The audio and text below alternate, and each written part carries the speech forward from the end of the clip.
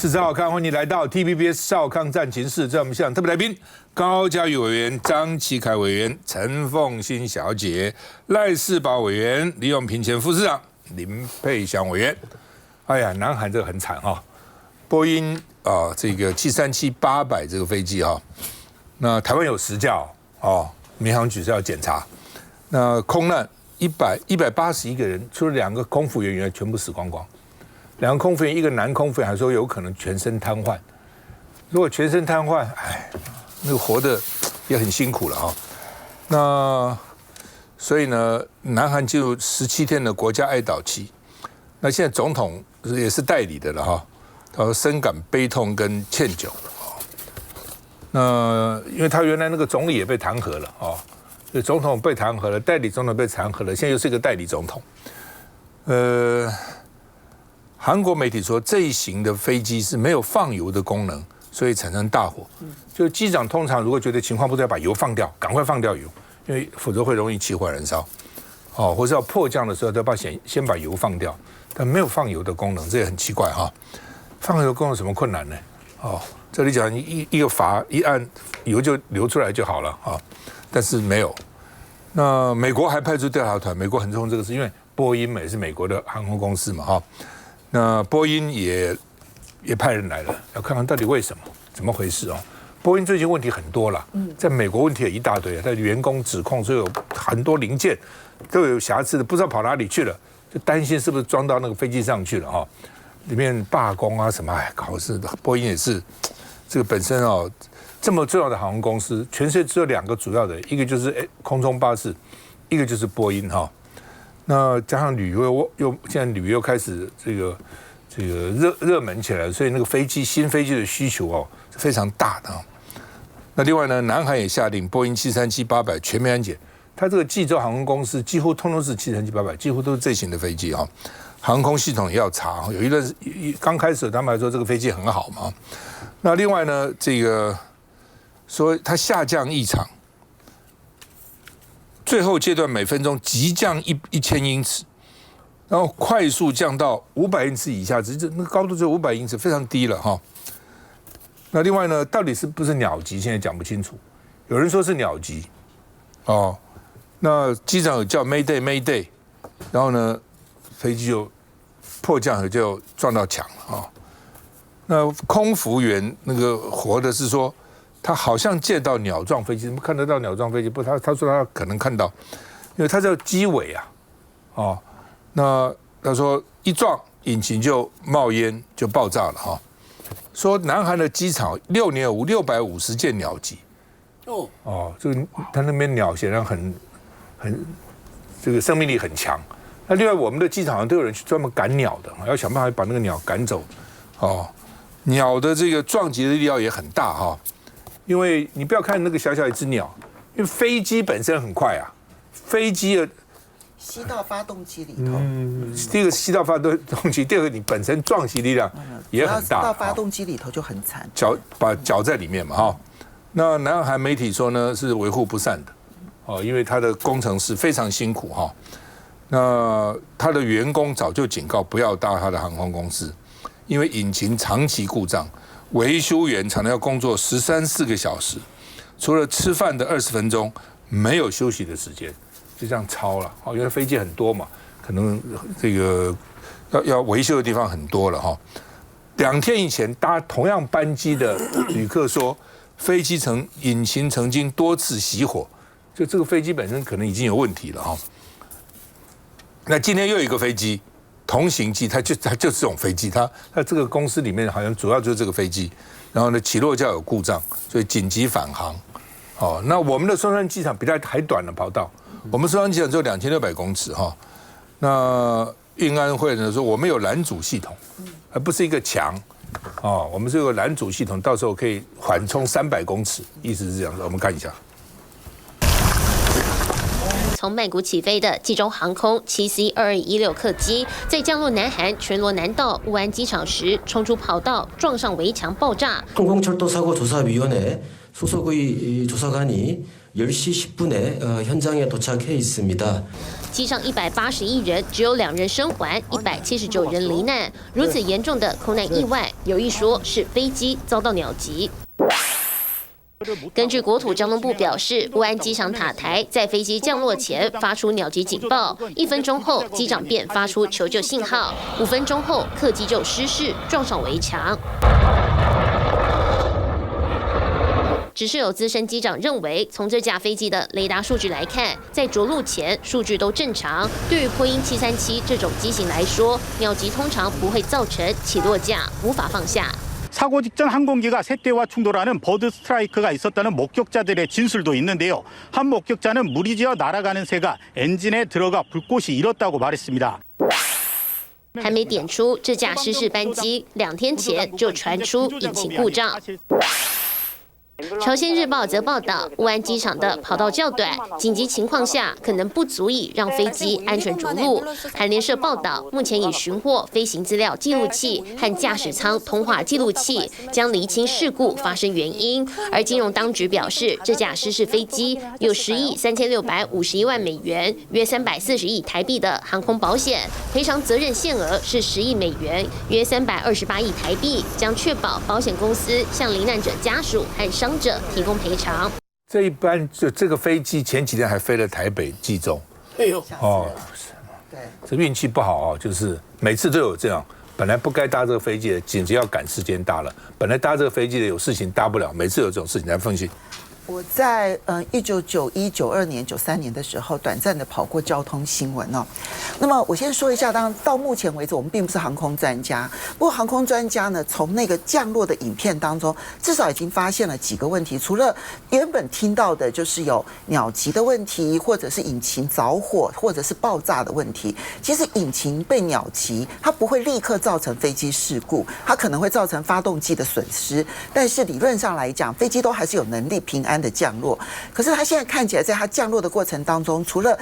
这个降落架没有办法放下来之外，它的机翼其实所有呢，希望能够降低速度的所有的设施，通通都没有张开，然后呢，也没有让燃油适当的泄放，所以这一切其实还有包括了机场的设计的问题，它的跑道的尽头居然是水泥墙，而不是铁丝网，让它在撞击到了之后，因为你的燃油很多，所以产生的爆炸。所以我们现在来看的话，包括了鸟击，包括了航空公司的维护，包括了机械故障的问题、飞机设计的问题，还有驾驶操作的问题、机场设计的问题，乃至于理论上来讲，其实机长既然已经喊了这个求救的这个讯号了，所以机场应该是立刻清空，然后所有的消防设备，然后泡沫全部都应该要施洒下去了，可是完全没有。所以机场的好像10几分钟后才去。对，所以机场的应变也一定是个问题。所以我刚刚提的这些，可能都是环节之一，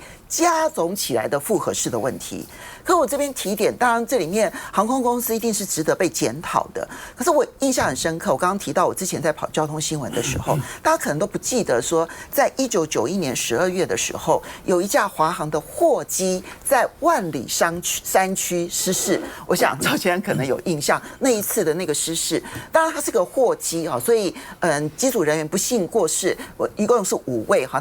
他的人数没有再扩大，这是不幸中的大幸。当然这5位也非常的可怜，这样。好，那么当时啊，你知道全台湾的舆论全部都集中在华航有问题，你那个管理不当啦，然后你应该要好好的修正啊，你怎么会导致这么多的这个事故啦，等等等等，全部的矛头全部指向华航。确实，华航后来也做了很多的改进啊。那21世纪之后的华航，其实事故率是非常非常低的。但是我这边提一点，就是因为我那时候在跑这个交通，然后呢，隔年好不容易飞机的失事的原因出炉了，可是那时候华航跟波音签了保密协定。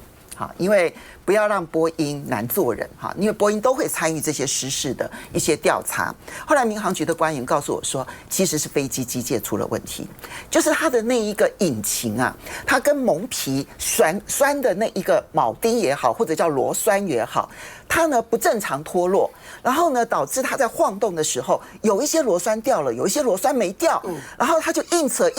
把整个蒙皮给扯破了之后，打到了另外一具的引擎，所以它4具引擎，一边的引擎是2边引擎全部都被打掉，而且那个蒙皮整个脱落了之后，它就整个失衡了，然后另外2个引擎呢就没有办法让它平衡的降落。好，这件事情。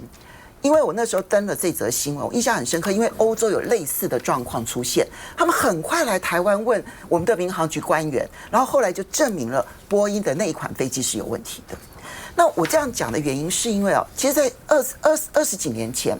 只要一发生了飞机事故，大家都是去怪操作、天气，或者是这个不可抗力的因素，要不然的话就是驾驶的问题，这个管理的问题。没有人会去怪飞鹰的安全问题，可是我觉得现在的情况，可是那次事件后来证明是波音的问题。可是现在的情况是，飞机只要一出事，大家第一个就问波音有没有问题。所以我觉得这是一个航空界里头很大的一个转变。我不是说这一次一定都是波音的问题是主要的原因，它可能是复合式原因，就所有不应该发生的原因在一次事件当中同时出现。但我觉得现在航空界对于失事的问题已经出现了重大的看法的不同了。每一次有事故都是很多事情摆在一起，对，同时发生，只要中间一件事不发生都不会，就都凑在一起。对，其实你一个车祸也是嘛，它晚1分钟。早1分钟可能不会发生，或者在树上慢一点，遇个红灯，它也不会发生。就在各种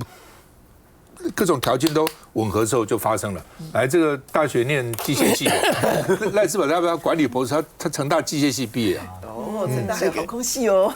有航空系哦。我想这里面刚才凤馨大概都讲到了，然后这里面其实有一个很重要的，就是说下来的时候那个减速的机制。这次没有张开，对，有的你注意看到，你从电视上看到，有些下来的时候，它后面还装一个像降落伞一样，怎么样把它拖住，怎么样让它结束，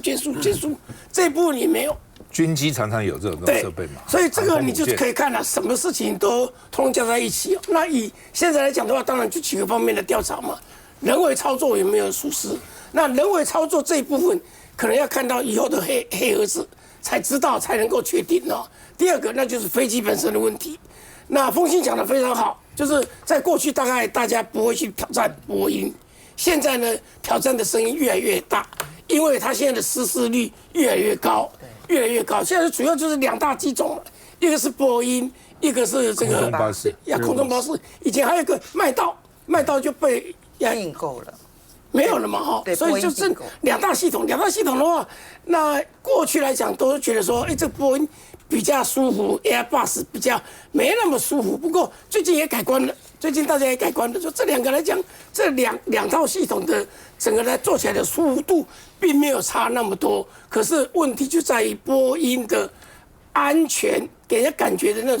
种安全感。比以前差的非常多。那大家马上想到一个，前一阵子不是有美国大人物吗？见了我们的总统啊，强制要我们买787啊。那时候我们有很多意见呐，但是还是签了。787很有争议的。对，787的问题更多。对，787的问题更多。所以这里面来说的话，我都觉得说，我们现在几乎是美国要我们买什么，我们就买什么。其实这个飞机虽然它失事率相对是非常非常低的啊，可是大家都知道。这是人命关天了。你看到这一次的新闻里面，多少人说，因为什么样突然搭上这班的死亡飞机，你看起来都好可怜的，一家9口，还有这种很多的情况，所以飞机不能失事啊。虽然失事率很低，可是还是有这个情况发生的，各国都要非常注意的。虽然失事率很低，但是一旦失事，那个后果就很重大哈，就没办法哈。所以这个。我是觉得了哈，就是说，如果比较常出事的飞机哈，航空公司在公布的时候，应该告诉他这班飞机飞的是什么飞机，这样也让原厂会稍微有点紧张。现在他常常不知道，出事才知道什么飞机啊。平常你搭了什么飞机，你知道吗？其实是可以查的，但一般谁去查呢？一般人根本没有人去查嘛。比如我们平常坐飞机，我们根本不知道我们搭的是什么飞机，是 Airbus 还是波音，哪一型号，通通不知道。我觉得以后航空公司都应该公布才对。休息一下再回来。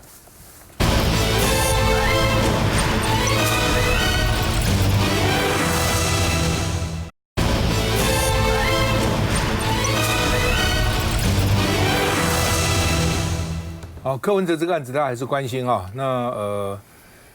这个检察官抗告啊，高院就这个发回地院更审，审了半天。昨天本来说晚上10点半会公布，我就看10点半没公布，所以延到11点还没公布，搞得快11点20才消息出来，说柯文哲呢7000万，原来是3000万，现在变7000万交保了哈，带电子脚镣了。其实只要交保几千万。那都没有那么重要了啊，反正我没钱就凑也好，总会凑到的啊。那主要是压不压了，续不续压比较重要。当时我就想说，你北院原来裁定放，到了高院发回，你北院再裁定，第一个你裁来裁去的是那几个人，第二个你总要给高院一个面子嘛，你不能说我还是照原来的那个条件放啊，那怎么叫面子？多加一点钱就是了嘛。哦，那柯文哲自己愿意带电子脚镣，说要陪他爸爸。哦，所以呢，就好吧，那就7000万带着脚也给高院一个面子，说啊，你看我也增加了。那检察官还会不会抗告？不知道啊。那另外呢，这个4个人都交保，没有一个羁押啊。那只是钱有的时候多一点吧。沈清金这个升高到1亿，柯文哲升高到7000万啊。那原来是他们5个人加起来1亿了，现在沈清金1个人就是1亿啊。所以加起来这2亿多啊，那这钱是蛮多的了哈。那因为彭正生已经认罪了，所以就没有抗告。那另外呢，这个4个人还是认为高院是说他们还是有逃亡之余，有理由哈，所以你要确定他们不会逃亡啊。那这个检方认为交保没有办法预防串供，共犯证人遍及他的生活圈。工作圈与交友圈，他这个要接触不能切割，哦，那法院没有举证责任，但有发现真实的义务。另外呢，柯文哲有串供的高度可能影响真实的发现，哦，而且柯文哲有实质影响力，所以柯文哲为什么一直说我持党主席，就说我已经不要有影响力了啊。那这个黄国昌说呢，北检呢羁押庭呢都炒冷饭。也没有拿出新的证据，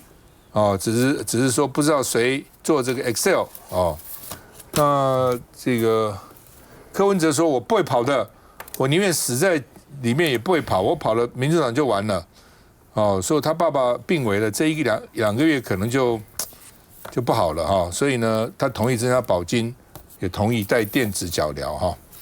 那这个江河树民众党的议员是说。没有看过这么软弱哦，本来就是很坚强的，关以后呢，现在觉得很软弱哈。那另外呢，北检说，就算给他1亿交保，你现在7000万给他电子脚镣也难防他的串供了。哦，谁知道他是谈工作还是谈爱情？哦，那柯文哲说我哪需要串供？我看经济新闻就好，我们看一下。有紧张关系吗？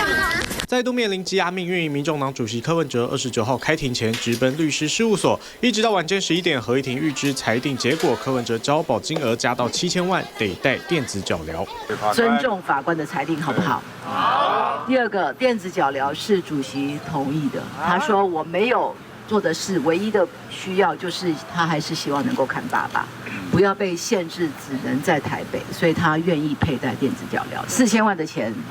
前一笔。国昌已经很辛苦，所以我们刚刚公职已经同意，我们明天早上我们会想尽所有的办法。原本3000万的保证金，柯文哲在法庭上说是和黄国昌借的，因为全家的存折都被扣押，原本30号要到银行领现金还钱，如今提高金额得再凑钱，恐怕是要卖掉新竹农地和拿房子抵押。但好不容易结束羁押，事隔几天，北检又抗告成功，发回更裁。这回检察官除了提出新事证，也再度提到柯文哲涉嫌教唆徐子瑜出国。对于徐子瑜的角色，法官应该要厘清。如果让柯文哲继续交保，很可能和徐子瑜隔空串灭证。但合议庭认为案件已经由检方起诉搜证，而徐子瑜虽然没有到案，但证人没有明确指出他的涉案情节，应该由检方找到橘子查明案情，厘清他在金华城案中的角色。因此，目前这并不构成继续羁押柯文哲的理由。虽然更裁结果免于羁押，但柯文哲的交保金也破了纪录。前行政院秘书长林义士收贿案，当时被裁定5000万交保，是原本政治人物涉贪的最高交保金纪录。这回柯文哲裁定7000万交保，也打破林义士的纪录，扣掉原本的3000万，还有4000万的差距，要继续维持自由身，第一关先得把钱凑齐。那嘉宇怎么看？当然，柯文哲昨天在庭上跟法官说，这个他没有钱，然后要卖地卖房。可是今天陈佩琪到银行就领出了4000万，说是解定存，所以其实柯文哲并不是没钱，就让我想到第一时间当3000万那时候第一时间要交保的时候，柯美兰也在小草的群组跟小草们说，请大家踊跃捐款。那后来因为引发争议毕竟这个交保金不应该用募款的方式才停止，所以其实从头到尾柯文哲家不是没有钱，可是当他们需要交保的时候，第一时间不是柯家人自己想办法凑钱，而是叫黄国昌、叫小草们捐钱。我觉得这是一个很奇怪的心态。所以这一路以来，柯文哲今天包括政治现金的争议，包括金华城的争议，其实都围绕在这个钱这个事情，对柯文哲一家人来讲非常的重要。那如果柯文哲真的很想交保，最重要的就是呼吁橘子赶快回台湾来厘清案情，证明柯文哲的清白。可是从头到尾，民众党跟柯文哲为了要拼交保，他可以卖房可以抵押房子，可以卖地，但是就是不呼吁橘子回来，这是整个案情大家觉得最质疑的地方。因为在所有所披露出来的，包括橘子的男朋友所证称在柯文哲家有这个6000到这个3亿元的现金，还说我们收钱就是这么快啊，等等的这些起诉书的内容里面，都可以看得出来橘子扮演的一个角色，包括所传出来的橘子帮柯文哲办了一只手机，甚至用罗廷伟的名字，柯文哲还拿这只手机打电话给律师，律师还问请问阁下是谁？他说我是柯文哲，所以种种令人觉得说橘子其实是一个关键。那柯文哲在联系相关的人的时候，都还必须要化名，透过橘子等等包括这些钱金流等等，所以橘子的关键性就在这里从那个纸条大家有看到柯文哲说金华 Orange 出国，然后说自己是写错是 Orange 变 Orange， 这个也被大家怀疑说智商157台大医学系的柯文哲有可能不会拼 Orange 吗？甚至橘子在 LINE 的昵称就是 Orange， 所以我觉得民众党跟柯文哲现在最关键的就是呼吁橘子赶快回台湾把整个案情说清楚，这个才能够帮助柯文哲。基凯，北检昨天有承认2个事情，一个就是说那个以前有那个党是谁做的他不晓得，第二个事情就是刚刚嘉瑜讲的，他说橘子的男朋友这个事情都是传闻，包括什么在他讲说柯文哲家里面有6000万到3亿，这个事情是传闻，他们没办法印证。这是昨天2个非常检方自己这个清清楚楚，整个是去更正，也是一个澄清的，所以请这个谣言不要再乱传了。那昨天法院最后的这个裁定书里面也特别强调，就是说检方一直在讲说橘子到底有多重要，庭上很清楚讲啊。他裁定书里面写啊，第一个你说橘子这么重要，可是你的起诉书里面薄薄的，根本没有写的，没有写太多的这个证据或者是引述都没有。第二个186页。对呀，然后对你来讲，然后他又讲说你橘子多重要，可是它的重要性在哪里？你论述上面也都没有讲，所以裁定书里面很清楚的说，橘子在外面这个事情不构成柯文哲要被羁押。好，这裁定书里面非常明确的哈。那另外就是这个钱的事情，我要更正一下刚刚嘉义讲的这个哈，今天这个陈佩琪，我刚才录影之前大概接近2点，我先陪他去地院，哈，我们几个公职请他去地院去先做了一些登记的一些手续，好，那现在正在我们在录影的过程，可能要那个钱还要再清点，要清点4000万的这个现金，上次那个3000万整整算了1个小时。清点的1个小时在完成，这是4000万，大概1个小时，大概1个小时要20分钟左右哈，那个过程是非常冗长。不过今天柯文哲在傍晚之前是可以出来的，好，这是我要讲的一个过程。这不是只有他定存的钱，为什么第一次的时候必须我们党公职那一天我们听到3000万，然后讲我们头都是痛死的。我们知道这个柯文哲的钱是被北警扣住的，他连存折全部都在那里，他怎么去领钱？所以我们的党公职，我们那时候是很多人去凑钱，然后后来是国昌说，好吧，那他3000万，他先一个人先出。那柯文哲讲那个点非常清楚他说这个钱是短时间借的，他本来计划就今天早上9点，他就想办法跟北检讲好，就说能够让我拿这个，就说我亲自如果去的话，依照规定亲自就可以去把这3000万领出来，他就还给这个黄国昌。所以本来这个聚宝人是黄国昌的太太。现在已经改成就是陈佩琪的嘛，他本来就是计划好，不是用别人的钱。那第二个，这4000万这个压力就已经很大了，他不是只有去解定存的问，他去借钱，就是包括家里面仅剩的钱都挤出来了，那亲友借了一些钱，东凑西凑，勉强去凑出了这4000万，好不好？请不要在那个不要有一些谣言在传哈。那他被压这个事情，我讲一下，柯文哲为什么要坚持他这次一定要出来？然后讲7000万还带那个电子脚镣，对他是多大的侮辱？你看台湾这段时间那么多的这个弊案，有哪个保证金那么高的？郑文灿证据那么明确，对不对？证据那么明确，对不对？2800万。那最近掏空我们国库11亿的，可能他酋长120几亿的，对不对？台元力能。那个陈启义多少？150万哎！你怎么会？柯文哲到现在你那个违背职务的那个收贿，对不对？土地那个整个加起来1710，1710万，到现在证据都不明确啊。从起诉书里面还有这2次的这个庭上的这个论述，检方都没有提出很明确的证据啊，还说叫这个钱1500万这个事要柯文哲自己去举证。他说：“我只知道说你应该是有钱啊，我推论你有钱，你自己要去举证，有离谱到这种程度。可是柯文哲为什么一定要出来？他昨天是哽咽的状况下讲的，他说他爸爸已经93岁了，这么老迈，而且是癌症已经扩散了，癌症都已经扩散。他说他爸爸那个状况，他看，他是哽咽的讲说，也不晓得剩下多少时间，搞不好只有1、2个月。所以他跟庭上讲就是说，你只要让我回去，可以陪我爸爸。”你做什么判决，我都接受。他之前讲了一句话，他说为什么要讲我逃亡？他说我死在里面，我不会逃亡，我逃亡会被处了啊！不是只有民众党被害死，他说对台湾的民主法治那个冲击有多大？他说宁愿死在里面，他都不会跑，没有这处了。可是他为了他爸爸，电子脚镣，这再高的这个7000万，他都缴了，就是回来就是陪着爸爸，陪着爸爸不晓得剩多少时间，陪着他度过最后的时间。好，那么柯文哲说要辞党主席了哈，是不是因此让他免押？北院是说实质影响力不代表有官员涉案就要押，好，不是说官员涉案就全部把他抓起来哈。那另外呢，应小维说他很久以前就放弃加拿大籍了，北检说不排除有第3本护照，我觉得北检这个不好，这个态度不好。你说他有加拿大，他说我已经放弃了，除非你有证据。所以你有其他护照，你怎么可以这样讲？那每个人都可能有2本、3本这样，那每个人都不可以。检察官不可以这样轻率的发言哈。我觉得我看了以后，我觉得你除非你有证据，所以他现在有其他哪一个国的护照，否则不应该这样讲哈。